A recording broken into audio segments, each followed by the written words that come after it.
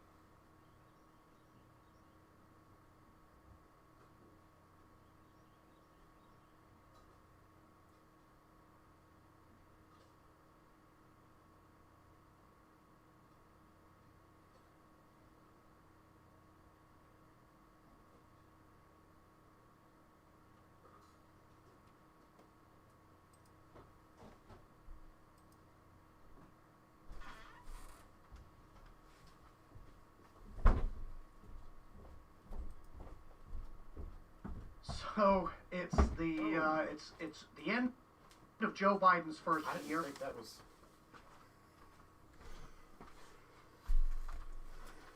That is not how I thought that was going to go at all. I think we'll survive.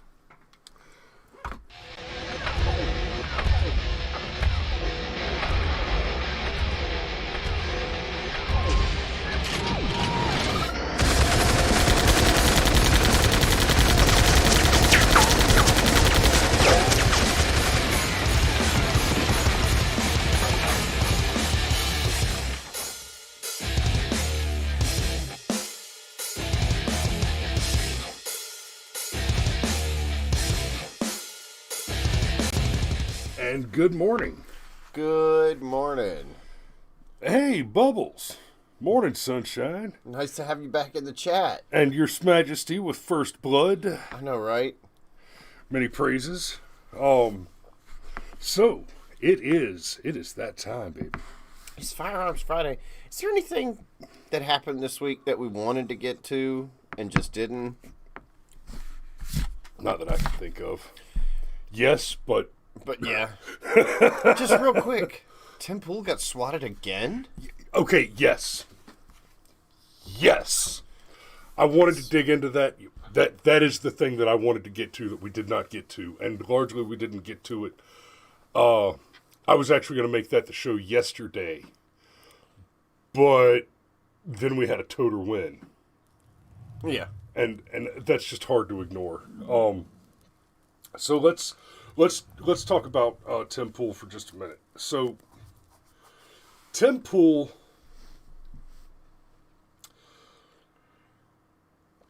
one of the reasons that I have enjoyed Tim Pool's shows for years now is it has been an absolute joy to watch the slow red pilling of Tim Pool.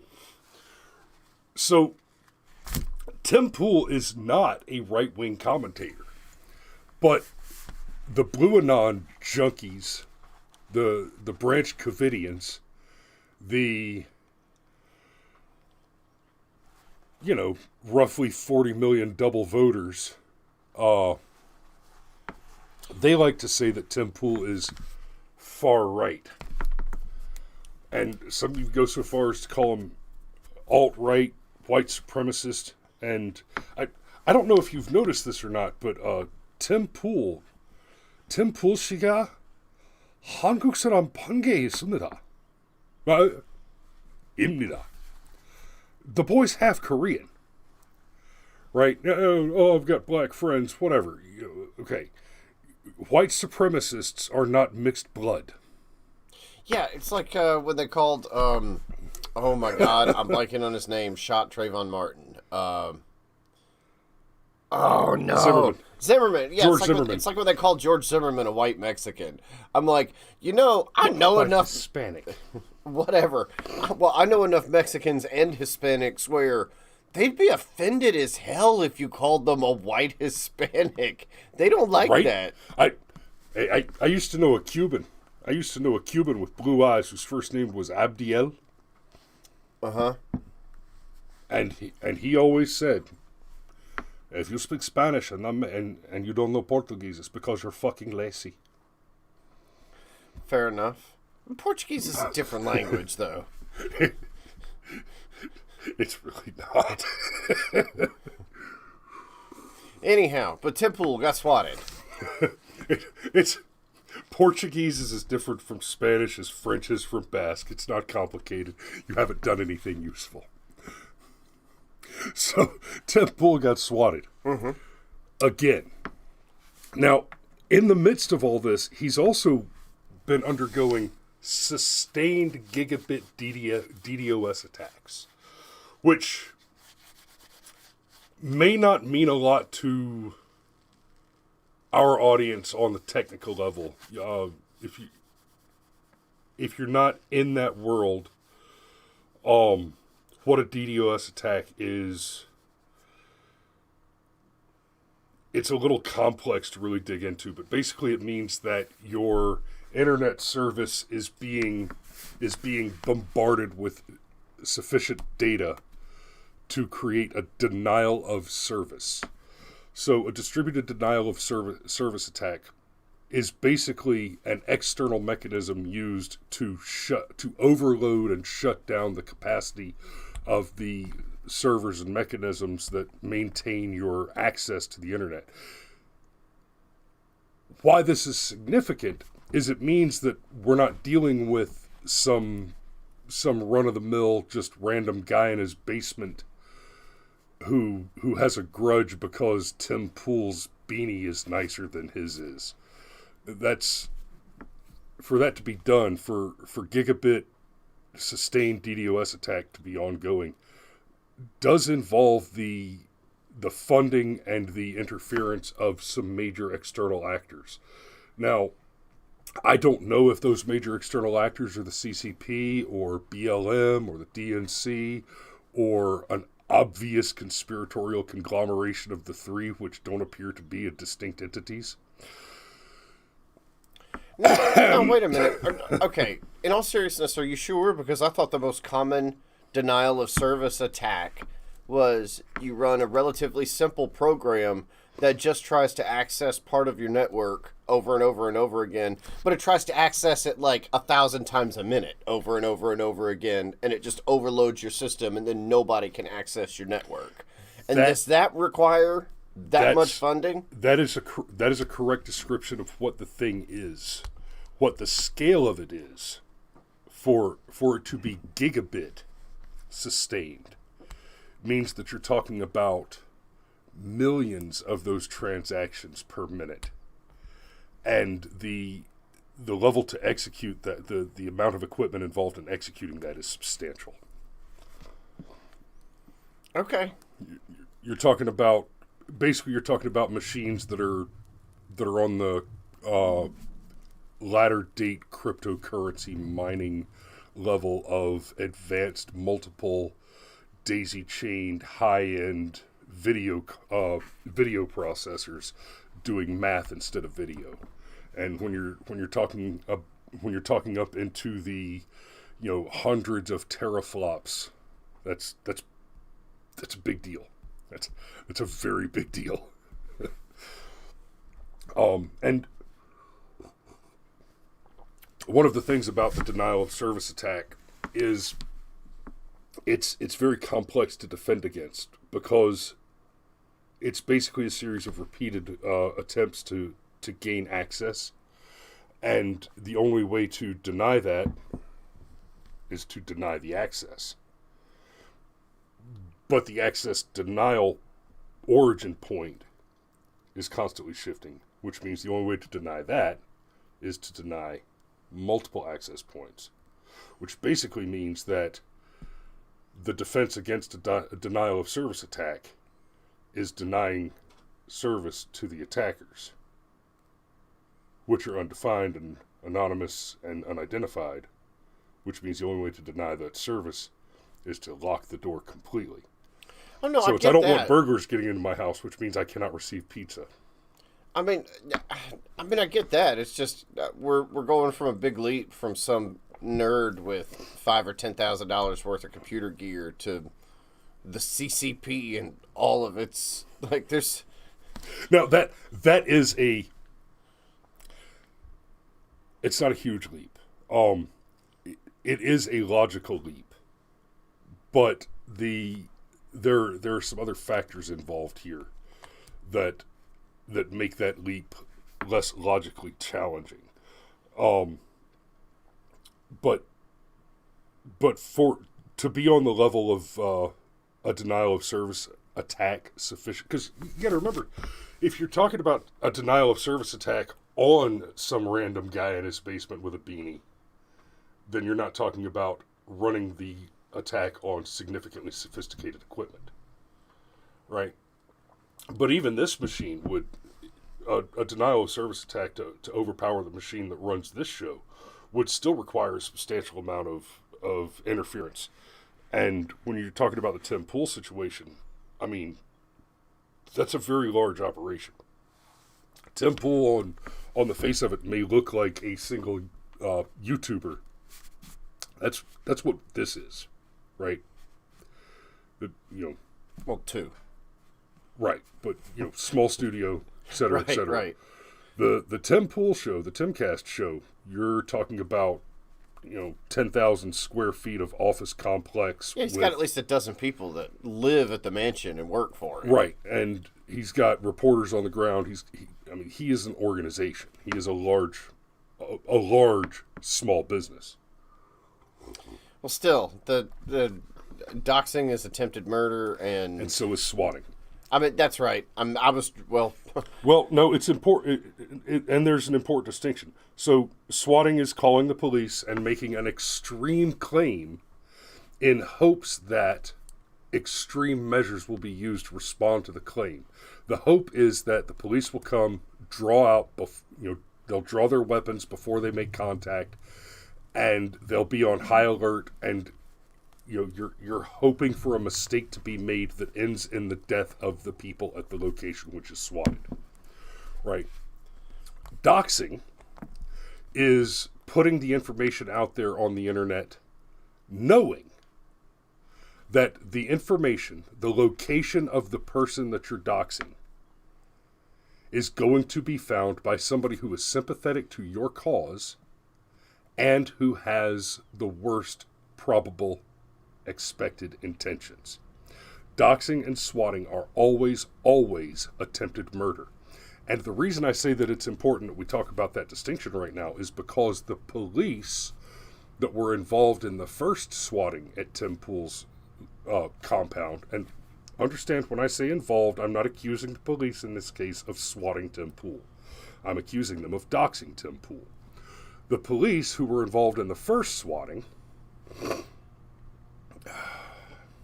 published his address after the swatting.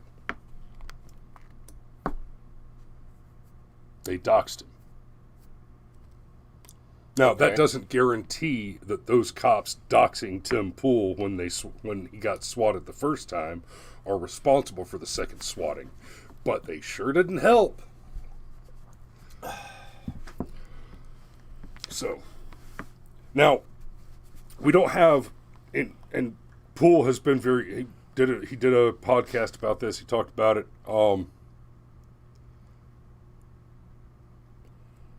Big Booty Llama Knows Meatwall. I wonder who it says Big no Booty meatball, Llama is. I'm sad. That could be read many ways. Anyhow, moving on, because it's Firearms Friday. We talked about Tim Pool getting swatted again. Like, Tim comes across as like real milquetoast and mild-mannered. But you know, guys like him, you know what happens when you push them too far? They burn your world to the ground. Yes. So, I don't think continuing to mess with Tim is a good idea. He might just lose his temper and terrify all of us. Just saying. And that's not a knock on Tim. It's just like a life lesson, right? Nobody ever says, oh man, it was that big loudmouth jock who came in and shot up the school. Nope. No, it was always the quiet kid in the corner who got picked on. Just say it, Yeah, it's okay? Eric Harris or T.J. Solomon. Yes, and then, let's see. Oh, we're talking about Tim Pool. Busted. Ghosted Ghost. Ghosted Ghost. Okay. Ghosted Ghost, your name is bullshit. Mostly the color of it, because it's hard to read on the chat screen. Whatever. There's actually nothing wrong with the Ghosted Ghost name. Okay, so let's move on to the DGUs. Firearms Friday, You want to read baby. the first one? I would love to. My man. Let me spin this up a little bit before you get digging. That looks good. Okay. Man arrested after armed burglary shooting in Draper. Okay, I had just a second. Hang on. For just a second, I read, man arrested after armed robbery, shooting in diaper. I'm sorry, say again? Oh, Draper. This is a place. Draper's a place. It could have had a diaper involved for so many Well, I reasons. mean, from that headline, all we know is a proper noun. It could be a person. He could have been in a person named Draper when he was shot. This is true. This is like Don Draper from Mad Men. Yeah, that's a person. That's a fictional person, but It would make it more difficult for him to have been inside Don Draper. okay. Granted. Yes. January 20th, 2022. Gebhardt Daily. A suspect is in custody and a woman recovering from a gunshot wound after an attempted burglary and shootout at a Draper residence Wednesday night. Oh, suspect in custody. Well, the incident began after dispatch received a call of shots fired and a woman screaming at about 11:40 p.m. Draper officers responded to 581 East Draper Woods Way and found several adults at the residence. When they arrived, they found spent shell casings inside and outside the home, Lieutenant Pat Evans said. They found a rear glass door that was broken and shattered. They eventually found a man inside the home named John T. Warr. Evans said Warr had visited the residence earlier and after an argument about his money was asked to leave. He left the house. He was not invited back, so he was not welcome there, Evans said. Later, one of the occupants in the home heard loud noises. I mean, I get it. They're actually, so far this article's good. They're trying to give you all the details, but they might have swung too far in the other direction. No, it's the smudge. Oh. I'm not. I'll look at that in a minute. Evans said later one of the occupants in the home heard loud poison. Okay. Heard loud noises and glass breaking. He went and got a handgun himself, and John came around the corner and actually fired round off. And actually fired a round off at the person staying in the house. I added the A. Multiple shots were exchanged, Evans said. The woman inside the house was wounded. Her husband took her to a nearby hospital where she was treated and released. Warr was found inside the residence and was taken into custody, Evans said. His gun was recovered, and as of late morning, investigators were still trying to piece together details. Since not everyone in the house was forthcoming with information, according to Evans. In addition, Draper police are investigating a rollover on a nearby road. The car was abandoned, but the officers thought it might be related to the shooting incident. Warr will be booked on charges including aggravated burglary, Evans said. Whole lot of stuff in there to not talk. Okay, but if there are people in the house that are not being very willing, they don't want to be forthcoming with the information. Was there some other illegal shit going on here, do we think? Can we hypothesize that there was I think that's fair. I think that's fair. Now, look, I have said this before, and I mean it sincerely, philosophically, morally, at my core. If drug dealer number 1 tries to rob drug dealer number 2, and drug dealer number 2 shoots drug dealer number 1 in self-defense, I don't think that should be felony murder. It's still self-defense. Right. Under the law, it is felony murder. In that case, and, you know, a solid lawyer may even be able to make the argument that this doesn't qualify as felony murder because the two guys were involved in the felony in... I don't know how he would make the argument legally. You can't. But you're committing a felony, somebody dies, it's felony murder almost 100% of the time, period. Yes, under the law. But I think it's wrong. I agree.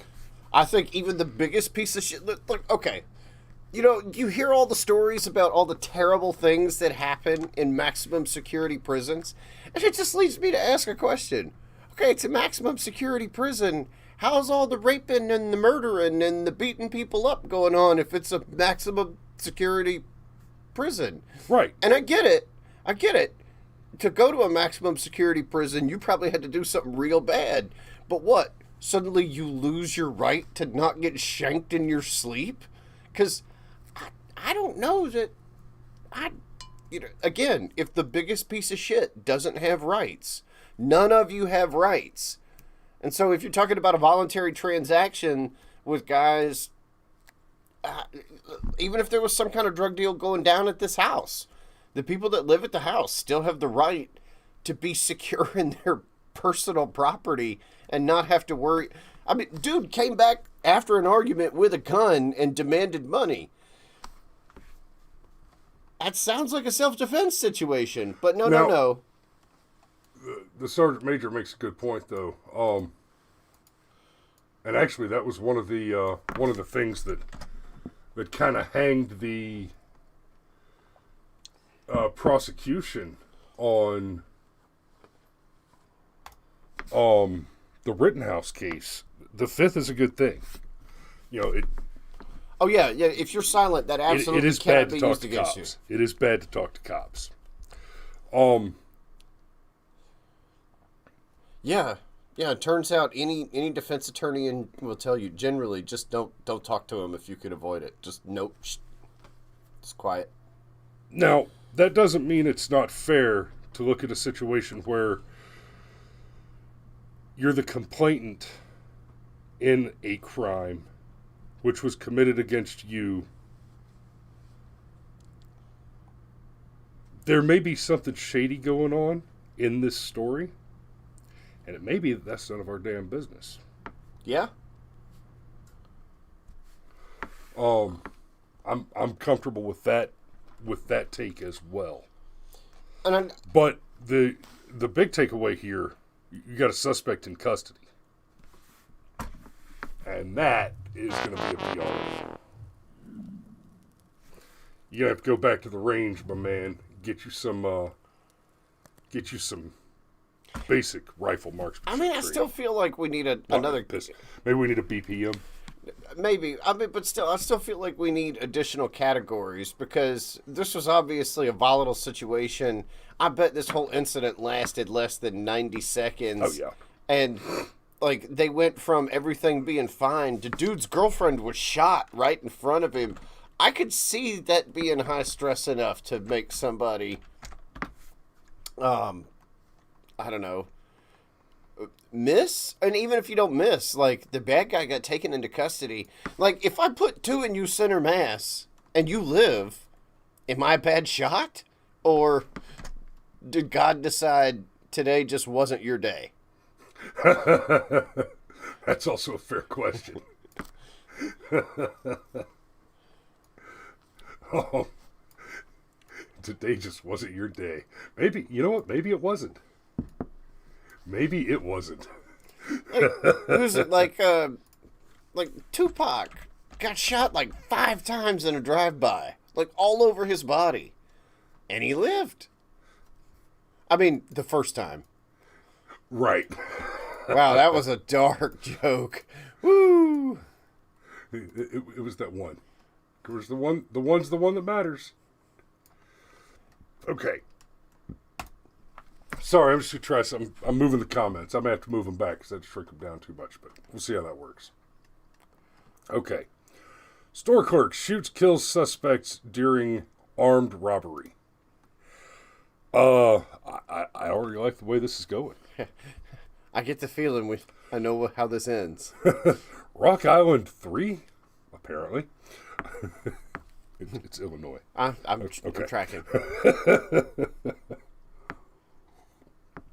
So, a store clerk in Illinois was shot and killed. In Illinois, shot and killed an armed robbery suspect and will not be facing charges at this time. After a preliminary review of surveillance video and witness interviews, it appears the use of force by the employee was justified in self-defense and for the defense of others inside the store during the robbery. The store clerk explained. The store clerk explained to KWQC why he pulled the trigger. The incident occurred Tuesday night at Blackhawk's Tobacco and Vape in Rock Island, Illinois. According to police, 3 robbery suspects, all wearing masks. Because they were trying to beat the COVID. Yep. And the masking fanaticism has nothing at all to do with cover for the same political party that was responsible for a year of national hostage situation, dozens of murders, and billions of dollars in property damage. No, they might have been fiery, but they were mostly peaceful protests. Yes. I will never not laugh about that. I mean, we got it. Was it CNN? The guy, CNN dude looked straight into the camera. Straight into the camera. These protests are fiery, are mostly peaceful protests. The Chiron said fiery but mostly peaceful. There is a city on fire behind you. Anyhow. As they threatened employees and demanded merchandise, the store clerk, who asked to remain anonymous, decided he had to open fire. DC Bad Ting asks, hey, what do you support? You need to be a little more specific in your question there, bud. No, I got a better one. Watch the show, man. We talk about it every morning, Monday through Friday at 7:30. All right, here we go. I was just thinking about trying to stay calm, stay still, because they had the gun right in our faces, he said. The clerk said that incident was the first time he has encountered armed robbery inside the store. This man looked me in the eye and said, you have kids at home? You have a family at home? I do. I want to go home. Do you want to go home tonight? As they were exiting the store, I saw him point the firearm towards a customer that was pulling up, and that's when I emptied the magazine into him.